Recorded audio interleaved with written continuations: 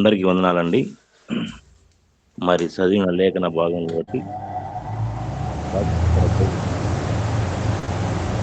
ప్రార్థన చేద్దాం. ప్రేమ నమ్మకం గల ప్రియ పరలోకపు తండ్రి, జీవం గలంటి యేసుక్రీస్తు ప్రభువా, నిన్న నేడు ఏకరీతిగా ఉన్న దేవుడవు, మారని మార్పు చెందని గొప్ప ప్రభువా, నీ ఘనమైన పాదములకు స్తోత్రములు వందనములు. ప్రభువా, రాత్రికాల సమయం ప్రేమించి కాపాడి మరొక నూతన దినం ఇచ్చినందుకే స్తోత్రాలు వందనములు. తండ్రి ఈ దినమంతా కాపాడు భద్రపరచు మనం ప్రార్థన చేసుకున్నాం. తండ్రి ఈ దినం ఎంతమంది చూడలేక గతించిపోయినారు. వారికంటే మేము మంచివారం కాము, కానీ కేవలం నీ ప్రియ కుమారుడు మా ప్రభును ప్రియ రక్షకుడైన యేసుక్రీస్తు యొక్క ఉచితమైన కృప ద్వారా మమ్మల్ని సజీవ లెక్కలో జ్ఞాపకం చేసుకునేందుకు స్తోత్రాలు వందనములు. ప్రభువా, చదివిన లేఖన భాగముల బట్టి ప్రభువా, మీరు విరిచి వడ్డించి మీ సన్నిధిలో మేము పరిగా వేరుకున్నట్టుకు నీ కృప అనుగ్రహించమని ప్రార్థన చేసుకుంటాం. తండ్రి, విని మనసు గ్రహించి మనసు అనుగ్రహించు ప్రభువా. మాకు కావాల్సినటువంటి వాక్యం మీరు అనుగ్రహించమని ప్రార్థన చేసుకున్నాం. స్తోత్రం చెల్లించుకుంటాం. యేసుక్రీస్తు పరిశుద్ధమైన నామంలో స్తుతించి ప్రార్థించి అడిగి బ్రతిమాలుకొనుచున్నాను తండ్రి. ఆమేన్.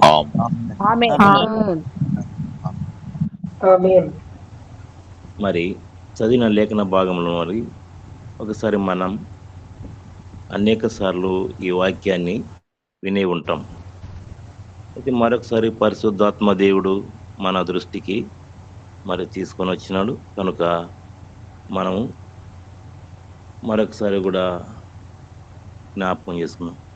మరి నిన్న వాక్యం విన్నాం. మరి సోదరుడు సీనుసార్ గారు కూడా చక్కగా వాక్యాన్ని అందించిన నిన్నటి దినం మట్టల ఆదివారం ప్రభువైన యేసుక్రీస్తు ప్రభు వారు మరి యెరూషలేం పురవీధులలో మరి ఊరేగుతూ మరి దారి పొడవునా బట్టలు పరుస్తూ హోసన్నా జయము హోసన్నా జయము అని పాటలు పాడుతూ ఆయన ఊరేగింపుగా ప్రజలందరూ తీసుకుపోయి మరి గొప్పగా మరి జరిపించినారు నాడు ప్రజలు.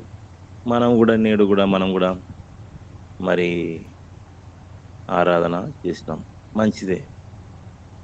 మొట్టమొదటిగా నాకేం తలంపు వచ్చిందంటే, మన యూసీవై టీంలో చక్కగా నాకు నచ్చిన పద్ధతి ఏంటంటే, యూసీవై టీంలో ఆయా డినామినేషన్ వారు, సంఘముల వారు సువార్తకు చాలా చక్కగా వస్తారు. నేను అక్కడ కొద్దిగా ఒక 3 months ఉన్నంతే వాళ్ళ సంఘాలలో ఉంటూ మరి వినీత్ సార్ గారు వాళ్ళ షెడ్యూల్ ఖరారు చేస్తారు. పలాని చోటికి సువార్తకు వెళ్ళాలంటే ఖచ్చితంగా టైంకి వస్తారు. అది చాలా సంతోషకరమైనది. మరి వారంతా కూడా వచ్చి భేదాభిప్రాయం లేకుండా ఇక్కడ ఏరియాలో ఏ సంఘం వారు కలిసి ఆ సంఘం అయితే అన్ని సంఘాలు కలిసి ఎంతో ఐక్యమత్యతో మరి వెళ్తూ ఉంటే నాకు చాలా సంతోషం అనిపించింది. కనుక ఇలాంటి ఐక్యమత్యం లేకపోవడం వల్లనే మనం సువార్త చేయలేకపోతూ ఉంటున్నాం. దీని యొక్క వాక్యం సెలవిస్తూ ఉంది ఏమిటంటే, మిమ్మల్ని బట్టే కదా అన్యజనుల మధ్య నా నామమును దూషింపబడేదని అంటాడు దీని యొక్క వాక్యంలో. కనుక నన్ను బట్టే మరి మనం చేయవలసినటువంటి పని, దేవుని యొక్క పని చేయలేక ఆగిపోతూ ఉంటున్నాం. కారణం ఏమిటంటే, మరి ఒకరంటే ఒకరి ద్వేషం, అసూయ, మరి ఇలాంటి భేదాభిప్రాయం పెట్టుకొని దేవుని పని సంపూర్తిగా మనం చేయలేకపోతూ ఉన్నాం. కనుక మరి అల్లూరులో ఆ టీము మరి సార్కు ఎలాగా మరి ఇచ్చినాడో ఈ ఐక్యత మరి నేను దాన్ని మరవలేను. ఎందుకంటే నేను మీతో కలుస్తూ ఉంటే నేను అక్కడ ఉన్నట్టు ఉంది నాకు. కనుక ఇది చాలా సంతోషకరం. ఏదేమైనప్పటికి కూడా మనం ఆయా రకాలుగా మనం కూడుకుంటా ఉన్నాం. చక్కగా మరి ఆయా దైవ సేవకులు, వాక్యం బాగా ఎరిగిన వారు సహోదరులు మరి వాక్యం చెప్తా ఉంటే చాలా ఎన్నో ఆత్మీయ సంగతులు నేర్చుకుంటా ఉన్నాను నేనైతే కూడా. ఎందుకంటే ఎవరిలో ఏముంటుందో మనకు తెలియదు. నిజముగా నిన్న సోదరుడు సీను సార్ గారు గూడా మరి గాడిద గురించి చెప్పినాడు. చాలా చక్కగా చెప్పినాడు. మరి ఎంతమందికి అది అర్థమైందో నాకు తెలియదు గానీ, కొంతమంది మనం ఆన్‌లైన్‌లోకొచ్చేసి మరి వారు టవర్ సరిగ్గా అందుకోదో, మరి లేకపోతే మరలా హాజరు కావాలని చెప్పి దాన్ని ఆన్ జేసి పక్కనున్నారో తెలియదు గానీ, ఆయా రకాలుగా ఉన్నప్పుడు వారు ప్రార్థన అడిగితేనేమి, తర్వాత ఏదైనా అయినప్పుడు కొంతమంది హాజరు కాలేకపోతున్నారు. కనుక వాక్యం చాలా చక్కగా ఆహ్, వినాలి. మన హృదయంలో అది అలవరుచుకోవాలి. కనుక నిజముగా గాఢ్య స్వభావం కలిగిన మనుషులు అనేది మరి మార్కు రాసిన సువార్తలో నిన్న విన్నాం. 11 అధ్యాయం 2, 3 వచనంలో విన్నాం. మీ ఎదురుగునున్న గ్రామంలోకి వెళ్ళుడి కట్టబడిన ఒక గాడిద కనబడుతది అని యేసు ప్రభు ఇద్దరు మనుషులు పెట్టి పంపిస్తే ఆహ్, ఆ మనుషులు ఎవరైనా ఇది ఎందుకు మీరు ఎత్తుకుపోతున్నారంటే, ఇది ప్రభువుకు కావాల్సినది చెప్పండి అని చెప్పి. వీరు వెళ్ళగానే అక్కడ ఆ మాట అడుగుతారు వాళ్ళు. మరి యేసు ప్రభు ఏమైతే చెప్పాడో వారికి, ఆ విధంగా చెప్తారు. ఇది ప్రభువుకు కావాల్సినది. కనుక ఆయన విప్పుకొని తోలుకొని రండి. నిజముగా ఇది ప్రభువుకు కావాల్సినది అంటే, కట్టబడిన వారెవరంటే, పాపపు కట్ల చేత నీవు, నేను కట్టబడినటువంటి వారం.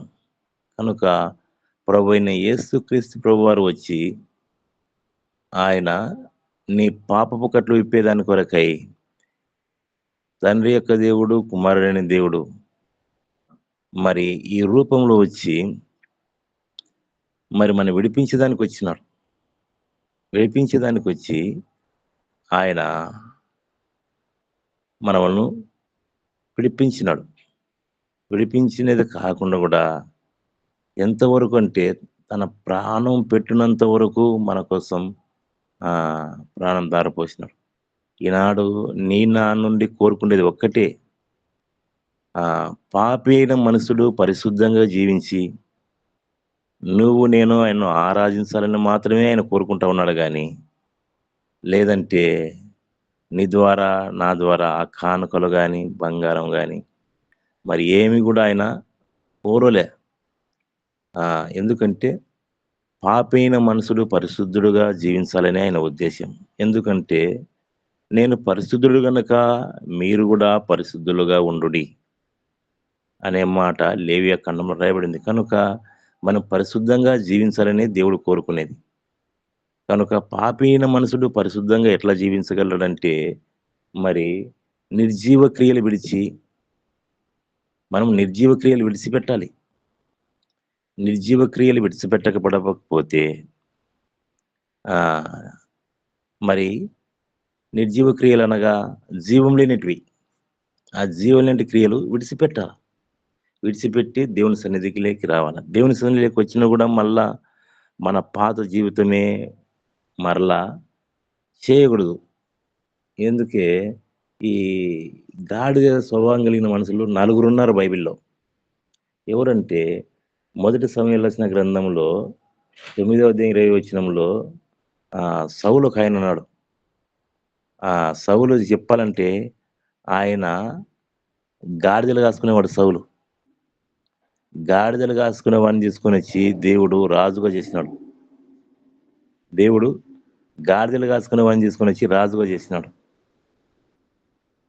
ప్రియమైన సహోదరి, సహోదరుడా, మనము గూడా మనం భూమి మీద ఏం పనిని చేస్తున్నామో దేవునికి తెలుసు, నీకు తెలుసు, నాకు తెలుసు.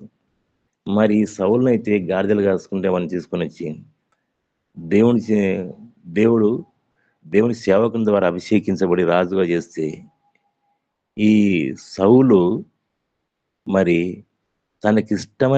దేవునికి ఇష్టమైనటువంటి పరిపాలన 2 సంవత్సరాలు చేసినాడు. 2 సంవత్సరాలే చేసింది. 2 సంవత్సరాలు చేస్తే మిగతా 38 సంవత్సరాలు దేవునికి బాధ పెట్టిదా బాధ పెట్టేటువంటి మరి పరిపాలన చేసినాడు. మరి 40 సంవత్సరాలు సౌలు రాజ్యంలో పరిపాలిస్తే మరి అందుకు ఇష్టమైనటువంటి పరిపాలన ఎన్ని రోజులు చేసినాడనగా 2 సంవత్సరాలు. ప్రియమైన సహోదరి, సహోదరా, ఈ పాఠంలో నేర్చుకోవాల్సిన విషయం ఏమిటంటే, మరి ఒక్కొక్కరికి మనకు ఈ బైబిల్ మరి ఈ గూగుల్ మీటింగ్‌లో ఆహ్, హాజరైన వారికి మరి వయసు 30 సంవత్సరాల నుండి 40, 50, 60 సంవత్సరాలు కూడా ఉండొచ్చు. తర్వాత రక్షింపబడి కూడా 5 ఏండ్లు, 10 ఏండ్లు, మరి 20 ఏండ్లు కూడా కావచ్చు. అయితే నువ్వు బాప్తిజం తీసుకొని మారుమనసు పొందిన తర్వాత మరి నువ్వు నేను ఇష్టకరంగా జీవిస్తా ఉంటున్నామా? ఏదో సౌలులాగా మరి 2 సంవత్సరాలు దేవునికి ఇష్టమైన పరిపాలన చేసి, మిగతా సంవత్సరములంతట కూడా దేవునికి విరోధముగా జీవిస్తా ఉన్నామా? ఒక్కసారి మనం జ్ఞాపకం చేసుకోవాల. దేవుడు సౌలును గాడిదలు కాసుకునేవాడిని తీసుకొనొచ్చి రాజుగా చేశాడు. దేవుని మాట వింటాడనుకున్నాడు. మనం గూడా మరి దేవుని మాట వినాలనే నిన్ను నన్ను రక్షించుకున్నాడు. రక్షించుకున్నాడు కానీ, మరి దేవునికి ఇష్టకరముగా జీవిస్తా ఉంటున్నామా? అనేది ఒక ప్రశ్న. నీకు నువ్వే, నాకు నేను ప్రశ్న వేసుకోవాలా.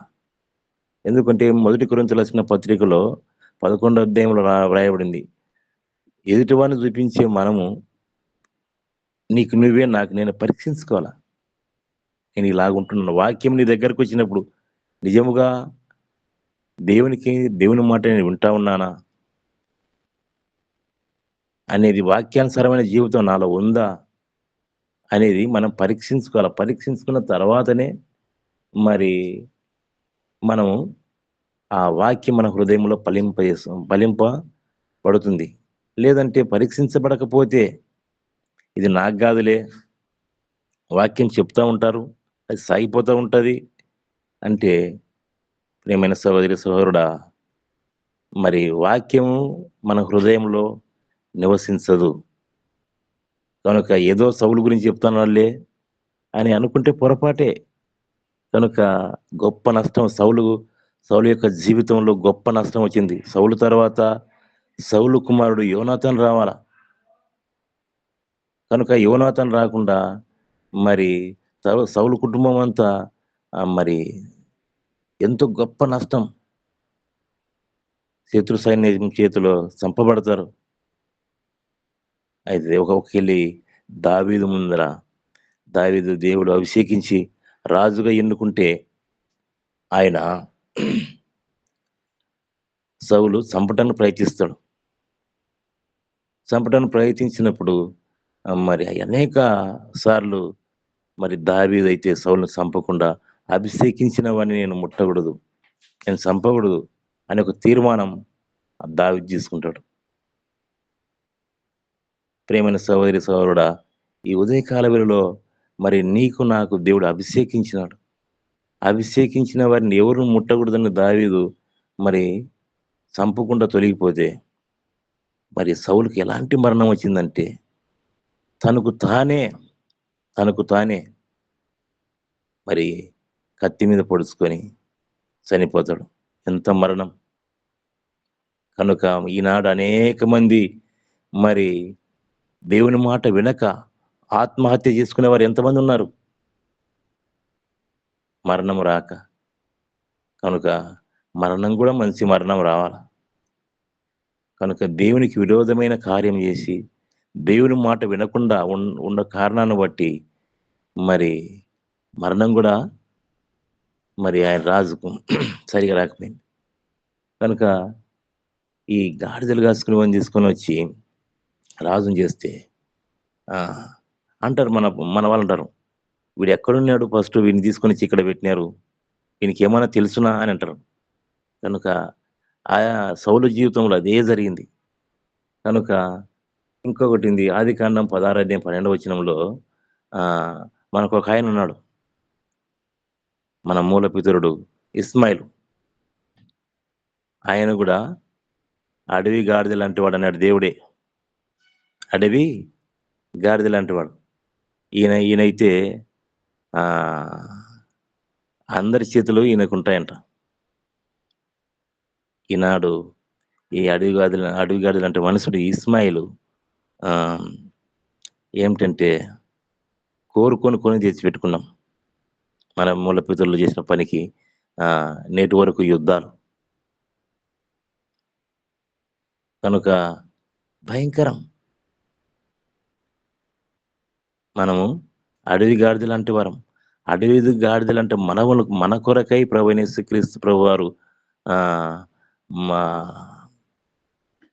ఈ పరలోకం నుండి భూలోకానికొచ్చినాడు. ఎందుకొచ్చినాడంటే ఆహ్, నిన్ను నన్ను రక్షించేదాని కొరకై ఇచ్చినాడు. అంతేగాదు. ఈ ఎప్పుడైతే యేసుక్రీస్తు ప్రభువారు ఆ గాడిదని విప్పుకొని తీసుకొనొచ్చి, ఆ గాడిద మీద ఎక్కి కూర్చున్నాడో, ఈ గాడిదకు ఘనతొచ్చింది. అయాలకు రాలే. అయాలకు రాలే. దీన్ని ఎక్కువ ఎక్కడ ఈ గాడిదను వాడుకుంటారంటే, సాకిలి వారు బట్టలు ఉతికేదాని కొరకై, మోసేదాని కొరకై దీన్ని వాడుకుంటారు. అదే యేసు ప్రభు ఎప్పుడైతే ఈ గాడిద మీద ఎక్కి కూర్చున్నాడో, ఆ గాడిద ఘనతొచ్చింది. దారి పొడవునా బట్టలు పరుస్తూ వచ్చినారు. కనుక ఆయాలకు అంతకుముందు ఎప్పుడు గూడా దానికంత ఘనత రాలే. ఆహ్, అక్క ఆ గాడిద గాదండి. గాడిదల స్వభావం గల గాడిద స్వభావం వంటి మనుషులు మనమే ఆ గాడిదలం. ఎప్పుడైతే పాపమును విడిచి యేసుక్రీస్తు ప్రభువు నీ హృదయంలో నివాసం చేస్తాడో, అప్పుడు నీకు ఘనతొచ్చింది. అందుకే దాన్నే మారు మనసంటారు.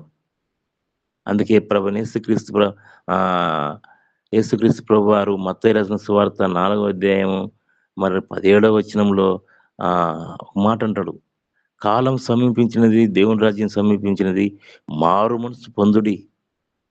అదే మత్తయి రాసిన సువార్త మరి ఆహ్, 3వ అధ్యాయం మొదటి వచనంలో యోహాను గారు గూడా మా కా ద కాలం సమీపించింది, దేవుని రాజ్యం సమీపించింది. అంతటను అందరూ మారు మనసు పొందుడి. మార్కు రాసిన సువార్త మొట్టమొదటి అధ్యాయం మొదటి వచనంలో యేసుక్రీస్తు సువార్త మొట్టమొదట ప్రారంభించినాడు. కనుక మనం మారు మనసు ఒకప్పుడు మన జీవితం అలాగున్నది. గాడిద స్వభావం మనస్సు, అడవి గాడిద స్వభావం మనసు మనకున్నది. అయితే ఇప్పుడు యేసుక్రీస్తు ప్రభువు నీ హృదయంలోకి, నా హృదయంలోకి వచ్చిన కారణాన్ని బట్టి మనకు ఘనతొచ్చింది. మన జీవితం జూసుకుంటే అసహ్యమైన జీవితం మన జీవితం. ఆ! ఎవరైనా మన మార్గంలో పోతా ఉంటే, "వాడా? అదా? ఓ జెప్పినావులే, జూసినాంలే" అని అంటారు. ఎందుకు? మన జీవితము బాగలేని కారణాన్ని బట్టి. ఇప్పుడైతే మారు మనసు పొందిన కారణాన్ని బట్టి మన జీవితంలో మార్పొచ్చింది. ఇంకా ఆహ్, సంఖ్యాకాండం 22 వచనంలో ఆహ్, బిలాము గూడా ఒకాయనున్నాడు. చూస్తారా? ఆ మాట చదువుకుందాం. సంఖ్యాకాండము 22వ అధ్యాయము 25వ వచనంలో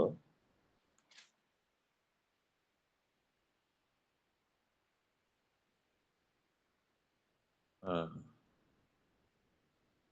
గాడిద యెహోవా దూతను చూచి గోడ మీద పడి బిలాము కాలును గోడకు అదిమెను గనుక అతడు దాన్ని మరలా కొట్టెను. ఈ బిలాము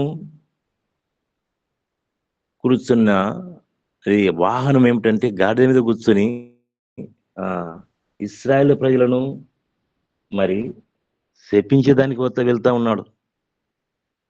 దేవుని వాక్కు బిలాము దగ్గరికొచ్చి "నువ్వు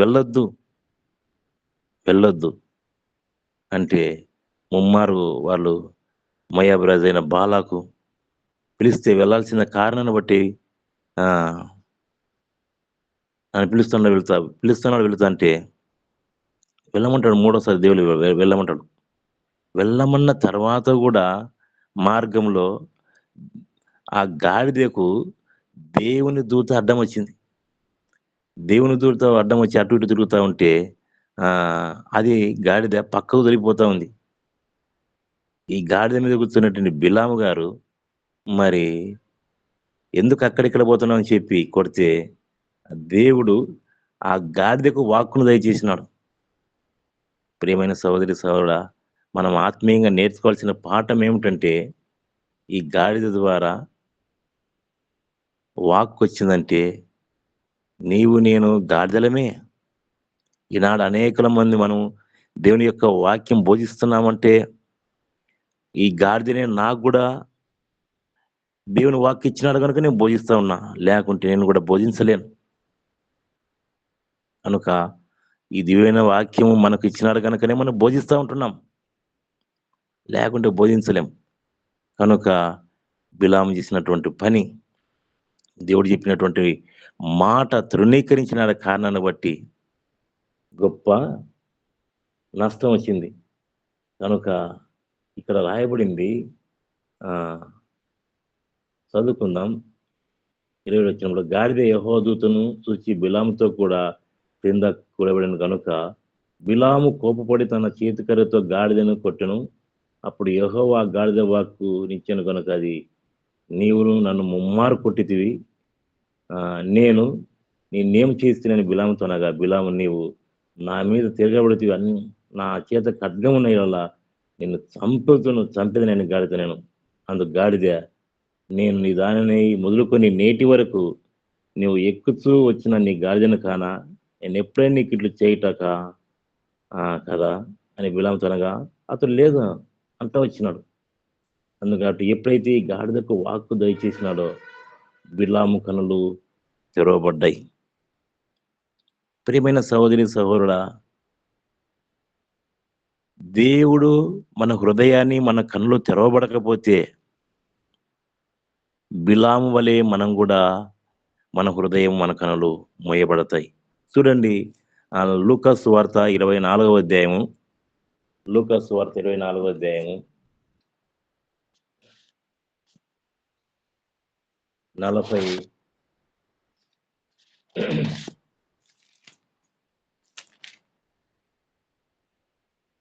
లూకా సువార్త 24వ అధ్యాయం 16వ వచనంలో ఇద్దరు మనుషులు ఆహ్, యెరూషలేము నుండి ఎమ్మయి గ్రామానికి వెళ్తా ఉంటారు. యేసే తన దగ్గరకొచ్చి వారు మార్గంలో నడుస్తా ఉంటే వారు సంభాషించుకుంటా ఉన్నారు. యేసు ప్రభువుని ఇలాగ చేసినారు. ఆయన శక్తిగల ప్రవక్త అయుంటున్నాడు అని వారు అనుకుంటా పోతా ఉంటే, వారి వెంబడి నడుచుకుంటా పోతా ఉన్నాడు. ఆహ్, నడుచుకుంటా పోతా ఉంటే అక్కడ రాయబడింది. యేసు తానే దగ్గరికి వచ్చి వారితో కూడా నడిచెను. అయితే వారాయనను గుర్తుపట్టలేకుండా వారి కన్నులు మూయబడెను. వారు మాట్లాడుకుంటున్నారు దేవుని మాటలేమో. యేసు ప్రభువే దగ్గరికొచ్చి వారి మధ్య నడుస్తా ఉన్నా గూడా ఆహ్, వారి కన్నులు మూయబడినాయి గనుక వారు ఒకరితో ఒకరు చెప్పుకున్నటువంటి మాటలు మాట్లాడుకుంటున్నారు గానీ, వారు దుఃఖముఖులైతే మాట్లాడుకుంటున్నారు.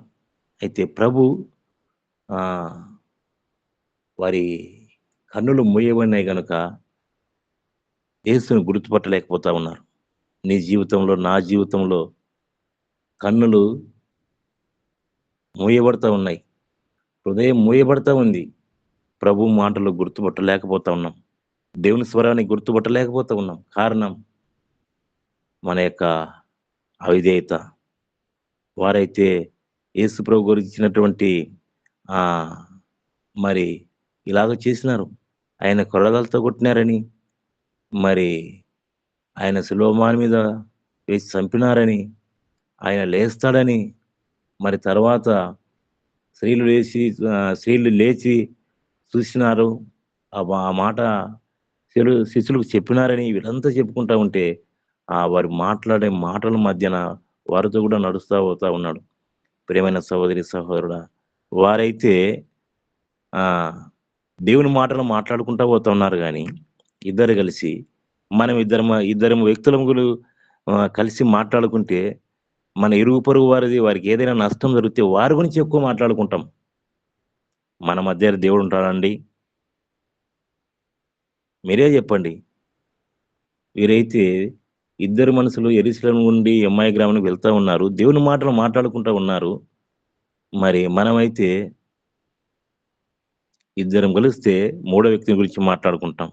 మన దగ్గర దేవుడు నివసిస్తాడా? ఒక్కసారి మనం పరీక్షించగల. కనుక వారైతే వారితో పాటు నడుస్తూ ఉన్నారు. కొంత దూరం పోయిన తర్వాత మరి ప్రొద్దుగికింది. ప్రొద్దుగికిన తర్వాత వారు అంటా ఉన్నారు, "అయ్యా మాతోనే ఉండు, మాతోనే ఉండు" అని ఆయన బలవంతం చేసినారు. ప్రియమైన సహోదరి, సహోదరుడా, యేసుక్రీస్తు ప్రభువును నువ్వు బలవంతం చేస్తే నా హృదయంలోకి రా ప్రభువని నువ్వు బలవంతం చేస్తేనే తప్ప ఆయన నీ హృదయంలోకి రాడు. గుర్తుపెట్టుకోవాలి మనం. ఇక్కడ ఇద్దరు ఆ మనుషులు ఆ ప్రొద్దుపోయింటే, "అయ్యా ప్రొద్దుగికింది మరి ఇక్కడ ఉండని" బలవంతం చేసినారు. బలవంతం చేస్తేనే తప్ప వారి ఇంట్లోకి పోయి ఆహ్, మీ దగ్గర ఏమన్నా ఉందంటే వారు కూర్చున్నప్పుడు ఓ రొట్టెని ఎత్తుకొని స్తోత్రం చేసి దాన్ని విరిచి పంచిపెట్టగానే వారి కన్నులు తెరవబడ్డాయి. అంతవరకు తెరవబడలే. మార్గంలో వారితో కూడా నడుస్తా ఉంటున్నాడు. వారి కన్నులు మూయబడ్డాయి. తర్వాత కన్నులు ఎప్పుడైతే రొట్టెను విరిచి వారికిచ్చినాడో కృతజ్ఞత స్తుతులు చెల్లించి అప్పుడు కన్నులు తెరవబడ్డాయి. ప్రియమైన సహోదరి, సహోదరుడా, మన జీవితంలో మరి కన్నులు మూయబడతా ఉన్నాయి. కనుక దేవుని సన్నిధికొచ్చినాం. మరి దేవుని మనము బలవంతం చేయాలి. ప్రభువా నా హృదయం నివాసం చేయ్యా. నా పాత జీవితము మార్చు. మార్చిన మనము మన హృదయంలో నివాసం చేస్తే తప్ప మన కనులు తెరవబడవు. కనుక ఇంకొకటేమిటంటే అదే అధ్యాయంలో 24వ అధ్యాయం లూకా రాసిన సువార్త 46వ వచనంలో ఒక మాట రాయబడింది. వారి మనసును తెరిచి ఇప్పుడు నేను చెప్పే వాక్యం గూడా మీ హృదయము, మీ మనసును తెరిస్తే గాని అర్థం కాదిది. ఏదో వాళ్ళు చెప్పుకుంటా ఉన్నారులే. నేను చెప్పినాడు సీను సార్ గారు గాడిద గురించి. మరి ఈరోజు గూడా ఆయన గాడిద గురించి చెప్పడం ఏమిటి? ఆయన బాగా చెప్పలేదా? అని మన హృదయం మూయబడితే అది అర్థం గాదు. కనుక మన మనసు, మన హృదయము, మన కన్నులు తెరవబడితే తప్ప దీని యొక్క వాక్యము అర్థం గాదు. అందుకే నిర్జీవమైన క్రియలు విడిచిపెట్టాల. నిర్జీవమైన క్రియలు విడిచిపెట్టి జీవం కలిగిన దేవుని సన్నిధిలో సేవించుటకు రావాల. కనుక ఇంకా ఇంకొక అధ్యాయం ఉంది. మొదటి రాజుల గ్రంథంలో 13 అధ్యాయము 18-30 వచనాలు చదువుకుంటే ఆహ్, మొసలి ప్రవక్త మరి అక్కడ పోయి మోయాబు ఆయన పోయి, "నువ్వు బలిపీఠం మీద ధూపం వేసినాడు. అలా వేయకూడదని చెప్పని చెప్తే" ఆహ్, ఆ రాజు మరి ఆయన వీడిని పట్టుకొని నాకు చెప్పేవాడా? ఈయన పట్టుకొని చంపండని చెప్తే, ఆ చేసిన సాయి చాపిన చెయ్యి ఎండిపోతుంది. కనుక అక్కడ నువ్వేం చేయకూడదని చెప్తే, దేవుని మాట వింటాడు గానీ, ఒక సేవకుడు ఆ ముసలి ప్రవక్త ఆ సేవకుడు మోసం చేస్తాడు. నేను ఇలాంటి ప్రవక్తనే, మా ఇంట్లో భోజనం చెయ్యి అంటే, ఆ బదిరి వృక్షం కింద కూర్చున్న ఆయన మరి తీసుకొని పోయి భోజనం పెడితే, దేవుని మాట తిరస్కరించిన కారణాన్ని బట్టి అక్కడ ఒక పులి ఆయనను చీల్చివేస్తది. ప్రియమైన సహోదరి, సహోదరుడా, ఆయన కూడా ముసలి ప్రవక్త తన కుమారుని పిలిచి గాడిద గంత గట్టి తీసుకొని పోయి ఆ శవాన్ని ఎత్తుకొచ్చి పూడుస్తాడు. అంటే ఇదంతా ఎందుకు చెప్తున్నాం అంటే ఆహ్, మరి అక్కడ కూడా ఒక గాడిదుంది. ఆ సింహము ఆహ్, స్ ఆ ప్రవక్తని చీలుస్తుంది. గాడిదను ఆ సింహం ఏమనకుండా కూడా అలాగనే ఉంచింది. కారణం కనుక దేవుని మాట వినకపోవటాన్ని బట్టి ఇవన్నీ పరిస్థితులు జరుగుతా వస్తా ఉన్నాయి. మనం గూడా నేటి దినాలలో దేవుని మాటను తిరస్కరించి నష్టం తెచ్చుకోకుండా చూసుకోవాలనే ఉద్దేశ్యంతో దేవుని యొక్క వాక్యం మరి నాకిచ్చిన తలంపును బట్టి నేను మాట్లాడుతూ ఉన్నా. ఎందుకంటే ఆయన శిలువ మరణం పొందినంతగా నీ కొరకు, నా కొరకు ప్రాణం పెట్టినాడు. కనుక మరి మనం ఎంత చేసినా కూడా ఆయన క్షమించినాడు. ఆ శిలువలో ఒక్క మాటతో క్షమించినాడు. తండ్రి వీరేం చేస్తున్నారు, వీరు ఎరుగరు, వీరికి క్షమించని. కనుక ఏ పాపం ఎరుగని ఆయనను మరి మన కొరకు పాపముగా చేయబడ్డాడు. కనుక ఇవి రాసిన పత్రిక 9:14 వచనంలో చూసినట్లయితే నిత్యుడు ఆత్మ ద్వారా తను తానే మన కొరకు అర్పించుకున్నాడు. ఎలాగ అర్పించుకున్నాడంటే ఆహ్, 26 వచనంలో ఎబ్రి రాసిన పత్రిక 9:26 వచనంలో యుగయుగములు ఆ! ఒక్కసారే పాప నివారణ చేటుగై ఒక్కసారే ఆయన బలి అర్పించి ప్రత్యక్షపరచబడు ప్ర ప్రత్యక్ష పరచ పరచబడినాడు. కనుక మరి మనందరి దోషము ఆయన మీద మోపుతూ వచ్చినాడు. కనుక యెహోవా దేశ యెహోవా దయచేసిన రక్షణ మనం చూస్తా ఉంటున్నాం. ఎందుకంటే నీవు నేను మరణించాల్సినటువంటి మరణము మరి ఆయన మరణించినాడు. అదే హెబ్రీయులకు రాసిన పత్రిక 4 అధ్యాయం 16 వచనంలో మరణం శాస్త్రం రాసిన వాని మరణము అవశ్యం. కనుక మనమందరిని క్షమించి, మనందరి పాపముల కొరకై ఆయన క్షమించినాడు గనక ఆయనే రాసినాడు మరణం. ఆ మరణానికి చెల్లుబాటు ఆయనే చేసినాడు. కనుక యోహాను రాసిన సువార్త చివరిగా 6 అధ్యాయం 28, 29 వచనంలో వ్రాయబడినాయి. దేవుని క్రియలు నిర్జీవ క్రియలు విడిచిపెట్టి జ దేవుని క్రియలు జరిగించాల. కనుక మరి ఉదయకాల వేళలో మనము జ్ఞాపకం చేసుకోవాలి. ఎందుకంటే లోక పాపమును మోసుకొని దేవుని గొర్రెపిల్లగా నీ కొరకు, నా కొరకు వచ్చినాడు. నువ్వు నేను మరణించాల్సినటువంటి మరణము మరణం పొందితే నరకానికి, అగ్నిగుండానికి పోవాలా. ఆ మరణం తీసివేసి ఆయనే నీ కొరకు, నా కొరకు బలిగా తను సమర్పించుకున్నాడు. కనుక ఈ ఉదయకాల వేళలో సమస్త దుర్నీతి నుండి నిన్ను తప్పించినాడు. కనుక మన యొక్క విశ్వాసానికి ప్రతిఫలం ఏందంటే ఆత్మరక్షణ. కనుక ఇంత గొప్ప రక్షణను నువ్వు నిర్లక్ష్యం చేసి, వాక్యం విన్నాము గదా! ఎవరి జీవితాలు ఎలాగ జరిగినాయో అని. ఆ వాక్యాన్ని మన హృదయంలో నెమరవేసుకొని మరి అలాగా జీవించకుండా అందుకే మొదటి కొరింథీయులకు రాసిన పత్రిక 10వ అధ్యాయం 11వ వచనంలో యుగాంతమందు బుద్ధి కలుగుటకై దేవుని యొక్క వాక్యం మనకు రాయబడ్డాయి. వారి మాదిరి కాకుండా జీవించదాని కొరకై బైబిల్ గ్రంథం మనకు తల్లి భాషలో రాయించినాడు దేవుడు. దీన్ని చూసుకొని మనం తప్పించుకొని పోవాలా. విశ్వాసమును కర్తవ్యం దాన్ని కొనసాగించబడిన యేసు వైపు చూస్తూ ఈ లోక జీవితయాత్రను ముగించుకోవాలా. దేవుడి వాక్యం దీవించును గాక. అందరికి ప్రైజ్లాడండి. ప్రార్థించుకుందాం. పరిశుద్ధుడా, మహోన్నతుడా, ప్రేమ కలిగిన తండ్రి, కృప కలిగిన యేసయ్యా, మీకు వందనాలు, మీకు స్తోత్రాలు ప్రభా. ఇదిగో నాయన ఉదయకాల సమయంలో ప్రభా మీరు ఎన్నో విషయాలు మాకు బోధించున్నారు. అవును ప్రభా, మేము మీ ఆలోచనలో ఉన్నప్పుడు తండ్రి మిమ్మల్ని గుర్తెరిగి అయ్యా మా హృదయాన్ని ప్రభా మీకు అర్పించినప్పుడు మాత్రమే తండ్రి మీ యొక్క విలువ, మీ సన్నిధి యొక్క వాల్యూ మాకు తెలుస్తుందని మీరు తెలియజేస్తున్నారు. అవును ప్రభా, ఆ రోజు సౌలు గారి గురించి మీరు మాట్లాడారు.